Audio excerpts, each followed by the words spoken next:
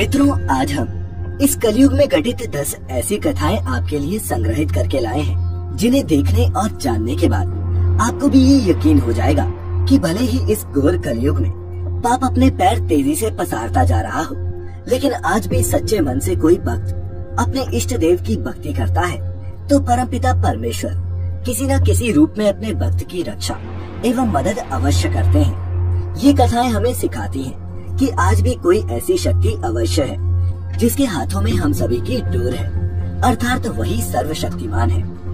नमस्कार दर्शकों, कलयुग की कथाओं के अध्याय 1 से 10 के इस संग्रह में आपका हार्दिक स्वागत है। अध्याय 6। ये कथा हमारे देश की साक्षी गोपाल नामक एक मंदिर से जुड़ी हुई है। कथा के अनुसार एक बार 2 ब्राह्मण वृंदावन की यात्रा पर निकले। उनमें से एक वृद्ध था और दूसरा जवान था। मार्ग लंबा और कठिन था, जिस वजह से उन दोनों यात्रियों को यात्रा के दौरान कई कष्टों का सामना करना पड़ा। उस समय आज के जैसे रेलगाड़ियों और बसों की सुविधा उपलब्ध नहीं थी। यात्रा के दौरान युवा ब्राह्मण ने वृद्ध व्यक्ति की खूब मदद की, जिस वजह से वृंदावन पहुंचकर उस वृद्ध ब्राह्मण ने कृतज्ञता जताते हुए कहा कि हे युवक, तुमने मेरी खूब सेवा की है। मैं तुम्हारा अत्यंत कृतज्ञ हूँ। इस सेवा के बदले मैं तुम्हें पुरस्कार देना चाहता हूँ। पर उस युवा ब्राह्मण ने पुरस्कार लेने से मना कर दिया, जिसके बाद भी वृद्ध व्यक्ति हट करने लगा। फिर उस वृद्ध व्यक्ति ने अपनी जवान पुत्री का विवाह उस ब्राह्मण युवक से करने का वचन दिया।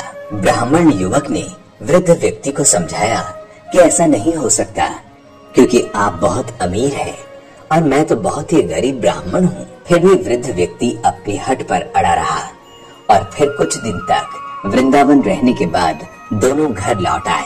वृद्ध व्यक्ति ने सारी बातें घर पर आकर बताई कि उसने अपनी बेटी का विवाह एक ब्राह्मण से तय कर दिया है, पर पत्नी को ये सब मंजूर नहीं था। उस वृद्ध पुरुष की पत्नी ने कहा, यदि आप मेरी पुत्री का विवाह उस युवक से करेंगे तो मैं आत्महत्या कर लूंगी। कुछ समय व्यतीत होने के बाद ब्राह्मण युवक को चिंता होने लगी कि वृद्ध अपने वचन को पूरा करेगा या नहीं। फिर ब्राह्मण युवक से रहा न गया और उसने वृद्ध ब्राह्मण के पास जाकर उसको अपना वचन याद करवाया। वो वृद्ध पुरुष मौन रहा और उसे डर था कि अगर वो अपनी बेटी का विवाह इससे करवाता है तो उसकी पत्नी अपनी जान दे देगी।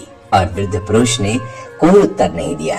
तब ब्राह्मण युवक उसे उसका दिया हुआ वचन याद करवाने लगा। तभी वृद्ध ब्राह्मण के बेटे ने उस ब्राह्मण युवक को ये कहकर घर से निकाल दिया कि तुम झूठ बोल रहे हो, तुम मेरे पिता को लूटने के लिए आए हो। फिर ब्राह्मण युवक ने कहा कि ये सारे वचन तुम्हारे पिताजी ने शिव विग्रह के सामने दिए थे। तब वृद्ध व्यक्ति का ज्येष्ठ पुत्र, जो भगवान को नहीं मानता था, युवक को कहने लगा, अगर तुम कहते हो भगवान इस बात के साक्षी है तो यही सही। अगर भगवान प्रकट होकर ये साक्ष्य दे कि मेरे पिता ने वचन दिया है तो तुम मेरी बहन के साथ विवाह कर सकते हो। तब युवक ने कहा, हाँ, मैं भगवान श्री कृष्ण से कहूंगा कि वे साक्षी के रूप में आए। उसे भगवान श्री कृष्ण पर पूरा विश्वास था कि भगवान श्री कृष्ण उसके लिए वृंदावन से जरूर आएंगे। फिर अचानक वृंदावन के मंदिर की मूर्ति से आवाज सुनाई दी कि मैं तुम्हारे साथ कैसे चल सकता हूँ, मैं तो मात्र एक मूर्ति हूँ। तब उस युवक ने कहा कि अगर मूर्ति बात कर सकती है तो साथ भी चल सकती है। तब भगवान श्री कृष्ण ने युवक के समक्ष एक शर्त रख दी कि तुम मुझे किसी भी दिशा में ले जाना, मगर तुम पीछे पलट कर नहीं देखोगे।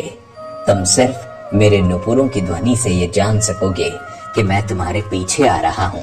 युवक ने उनकी बात मान ली और वो वृंदावन चल पड़े। जिस नगर में जाना था वहाँ पहुँचने के बाद युवक को नुपुरों की ध्वनि आना बंद हो गई। युवक ने धैर्य न धारण कर सकने के कारण पीछे मुड़कर देख लिया। मूर्ति वहीं पर स्थिर खड़ी थी। अब मूर्ति आगे नहीं चल सकती थी, क्योंकि युवक ने पीछे मुड़कर देख लिया था। वो युवक दौड़कर नगर पहुंचा। सब लोगों को इकट्ठा करके कहने लगा कि देखो, भगवान श्री कृष्ण साक्षी रूप में आए हैं। लोग स्तंभित थे कि इतनी बड़ी मूर्ति इतनी दूरी से चलकर कैसे आई। फिर भगवान श्री कृष्ण की मूर्ति ने सबके सामने ब्राह्मण युवक की गवाही दी। उसके बाद वृद्ध ब्राह्मण की पुत्री के साथ उसका विवाह संपन्न हुआ। विवाह के बाद उस युवा ब्राह्मण ने शिव विग्रह के सम्मान में उस स्थल पर एक मंदिर बनवा दिया और आज भी लोग इस मंदिर में साश्री गोपाल की पूजा करते हैं।